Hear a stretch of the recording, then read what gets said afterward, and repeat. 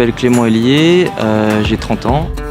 Je me suis préparé du mieux que je pouvais, donc en fait je pars du principe que de toute façon je pouvais pas faire mieux, et puis on verra bien quoi.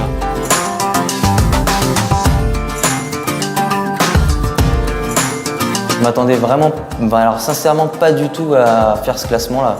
C'était mon premier ultra, donc je suis parti du premier checkpoint, je devais être je crois 30e ou 40e. Puis je suis remonté tout doucement jusqu'à 6e. Même au bout de 18h, 19h de course, j'avais moins mal aux jambes qu'au bout de 6 heures de course sur les anciennes courses, quoi.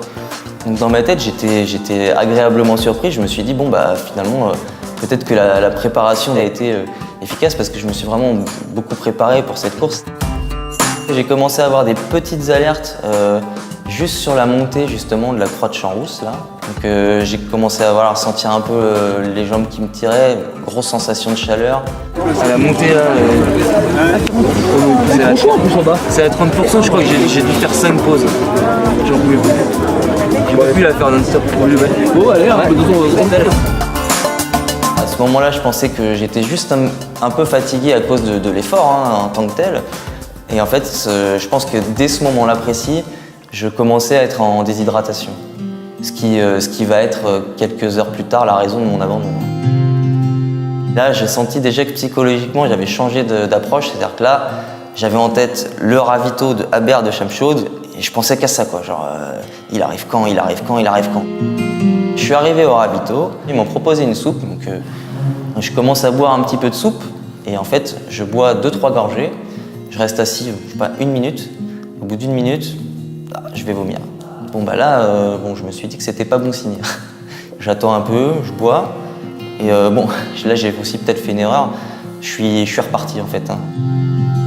Donc j'ai fait toute la descente du Habert jusqu'au Sapet, complètement dans les vapes, avec toujours une mauvaise analyse de la situation. Je pensais toujours que je subissais un manque de sommeil, une fatigue générale extrême. Je suis arrivé au ravitaillement du Sapet, je me pose, je remange un bout, je revomis tout de suite.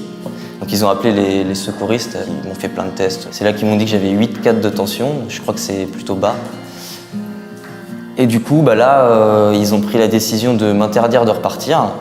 Moi finalement, j'essaie de voir le verre à moitié plein, je me dis que j'ai fait 95% de la course avec un super classement. Quand j'ai abandonné, j'étais 6e. C'est des défis sportifs qu'on se donne, mais on est aussi là pour se faire plaisir. Moi, ça reste du sport, je suis pas dans un stage de survie. Voilà, ça reste du sport, ça reste un plaisir aussi. Le conseil que je donnerais, c'est justement de bien préparer tout ce qui est autour de la course et de privilégier l'hydratation en premier lieu. Là, tout de suite, avec ce qui m'est arrivé, c'est vraiment le premier conseil qui me vient en tête. Et je vais l'utiliser pour moi maintenant à chaque fois.